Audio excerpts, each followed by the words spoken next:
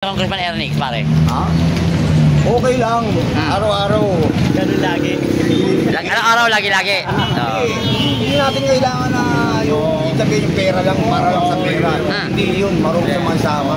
Kaya lang natin dyan. Yun importante, pare. Marunong makasama. Hindi lang pera ang habol natin sa kanya. Tayo marunong din tayo, ha? Ano yun mo? Pare, sakali mamabalik si Yorme sa lungsod ng Manila bilang mayor, ano masabi mo? Mas maganda po. Maganda? Opo. Bakit? Kasi marami sana bibigyan ng mga... Huwag ka nag-i-check ko, Tagalogin mo. Ito yung kung galing tamo sa pagkakadyan si Yorme. Alam niya ang hirap ng mga nag-aalap po yung mga nagkasadyan dito. Kaya gusto niyang bumalik. Nakikita niya nahihirapan yung mga... Oh. Pare, ano ba nagawa ni Yorme at naitulong sa'yo? Marami. Ano yun? Marami sa amin na gawa yan. Hindi siya nag-iintay. Okay naman yun na ano. Hindi ang mga nila. Gaya sa ngayon, yun yung nakaupo. Hindi kami nag-ano na nakaupo, sinisira namin. Kay... Practical lang tayo. Pare, kung sakasakali mapabibigyan ka ni Yorme ngayon, makusap siya ng personal, masabi mo? Anong gusto mo sabihin sa kanya? Ay, hindi, masyado maganda. Kay Chia Chensa, pare, kilala mo? Oo. Ano masabi mo kay Chia Chensa? Hindi, siyempre, baguhan pa siya, di ba? Hindi pa natin siya ganong kilala. Pero kung dala sa ni Mayor, madadala rin siya. Okay, pare. Sa administrasyon ngayon sa lungsod ng Maynila, ano masabi mo? Sa administrasyon naman nila, kasi parang ano, yung kagaya na nangyari nung nasunog, bibigay na lang sa mga tao ang mga pagkain, di ba? Yung mga relief goods, bigas, hinayaan pang masunog. Dahil sa bahan na lang ng mga tao, napakinabangan, di ba? So nararamdaman mo ba sila, pare? Nararamdaman mo ba sila? Na ano, malabo lang kasi gawa nga nang nangyari nga, di ba? Pinabayaan lang nila yung ano nga. Kaya na sinabi ko, yung na sayang sa natin sa premium, di ba?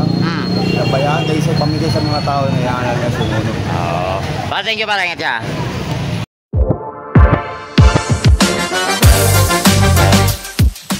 Dagdag po sa ating vlog, no? So ito po yung mga tarp na pinalagay ni Yorme noon na accomplishment sa lungsod ng Maynila. Actually sa gilid lang po. Yung kahabaan po nito at yung iba noon andun pa, hindi pa nga ito nakuha lahat eh. So ito yung sinasabi ko kanina na dito po nakalagay yan sa area na to, tinanggal. So ayan po, itinabi po. Di ko lang alam kung sira-sira na, pero sa nakikita ko hindi pa naman totally sira. Nung napadaan ako rito, kompleto pa naman siya. So siguro dahil sa pagtanggal nagkasira-sira na. So ito po yun, oh. Yan. So ito po yung mga accomplishments na pinagawa ni Yorme. At ayan, itinabi na, binaba na. I don't know kung ano pong gagawin nila dito, ano pong plano nila dito, pero there's something wrong for me, for my opinion. There is something wrong. Pero ayan po, sa gedli-gedli lang. Ilagay na po sa gedli-gedli. Ito po sa gedli-gedli din. Ayan, lahat po ng tarp nilagay. So ayan mga kaibigan, this is my update. Ayan po, nandito lang po yan sa may Quirino Highway. Ayan ang Osmeña Boulevard yan, papunta po ng Osmeña. Ito papuntang Quirino. So ito po, nandito po sa gedli pa. Hindi pa po natin tinanggal, dito pa kinuha. So nandito nakatambak lang. So ito po yun. So ayan o. Dito na siya. So ito na, pwede na matandaanan. And then pwede na may pathway kasi dito. So ito yung iba, nakatalikod lang. Actually talalikod nga, hindi na nga hinarap eh. So siguro baka nahiya. Grabe kasi accomplishment ni Yorme Isko eh. Baka sa kanila, baka hindi lang maipakita. Baka siguro may ilalagay sila dyan na ipapakita nila. So I hope, sayang eh, nandyan eh. Sana nakakita ng taong bayan na may nangyayari sa lungsod ng Manila. At least ma-explain ng mga tarpaulin na to kung ano yung mga accomplishment sa ginawa ni Yorme. So ayan, nakatalikod pa nga oh. So hindi ko to binibigyan ng issue, no. Ito po ay totoong nangyayari at tinanggal ho rito. I don't know kung ano yung reason nila bakit tinanggal ito at nilagay lang po sa gilid at ito lang, nakatalikod lang. So anyway, this is Charles.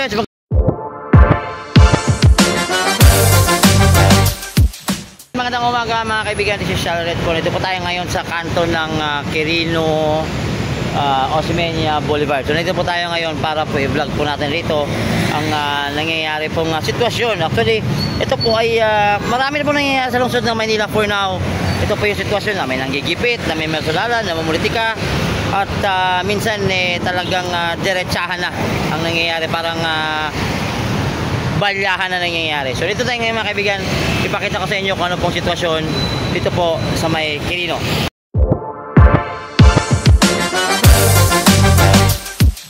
Mga kaibigan, this is Channel Red. Dito po tayo ngayon sa kanto ng Osmeña Highway at Quirino Avenue. Ayan.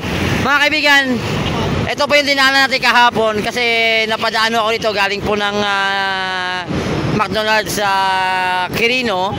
Nadaan ako, napansin ko na nawala na po itong mga tarp na mga accomplishments ni Yorme nung siya pa yung nakaupo. So dito po, that time, sa hindi pa nakakaalam, dito po pinapakita yung mga tarpaulins na nagawa na sa lungsod namin. Actually, nagawa na, naitayo na at nagagamit na.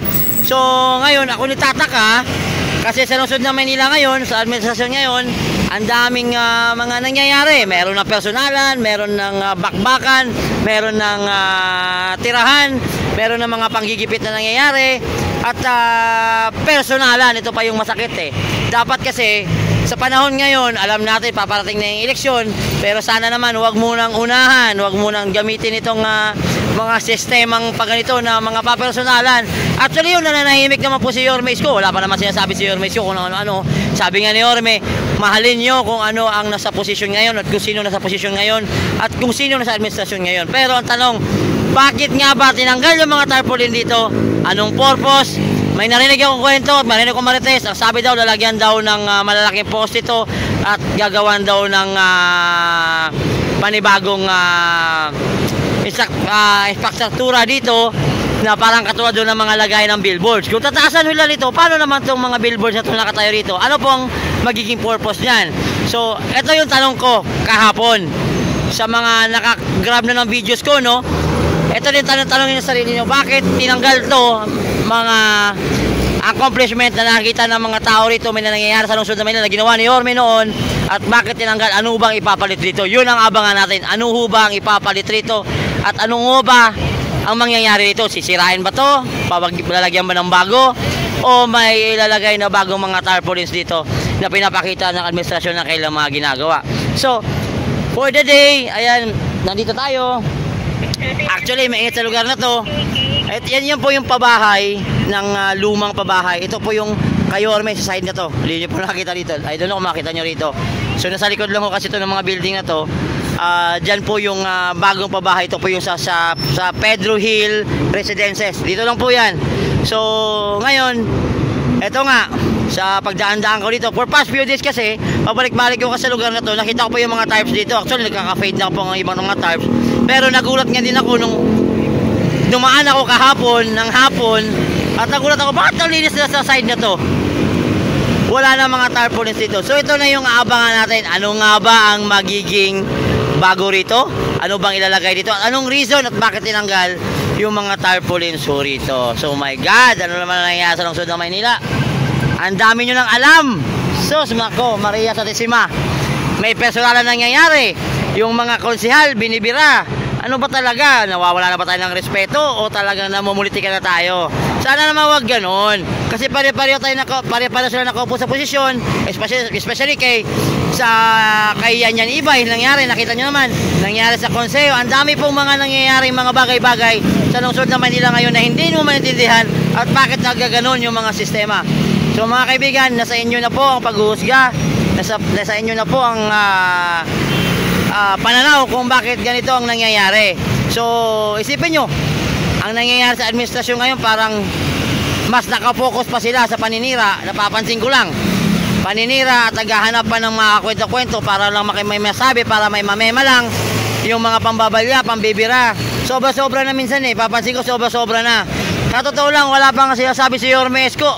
May narinig ba kayo sinasabi ni Yorme Isko? Wala.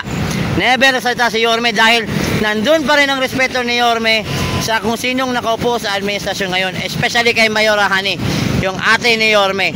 Wala kayo narinig kay Yorme. Siyempre may marinig siguro kayo sa mga bashers, sa mga supporters, sa mga Iskonians. Marami nagsasalita ng ganyan. Pero the point is, kailangan bang umantong sa ganito ang sitwasyon dito sa lungsod ng Manila na wag nagkakawala ng respeto, nagkakasiraan ng pagkakaibigan dahil sa simpleng ganito lamang na mga sitwasyon na nangyayari.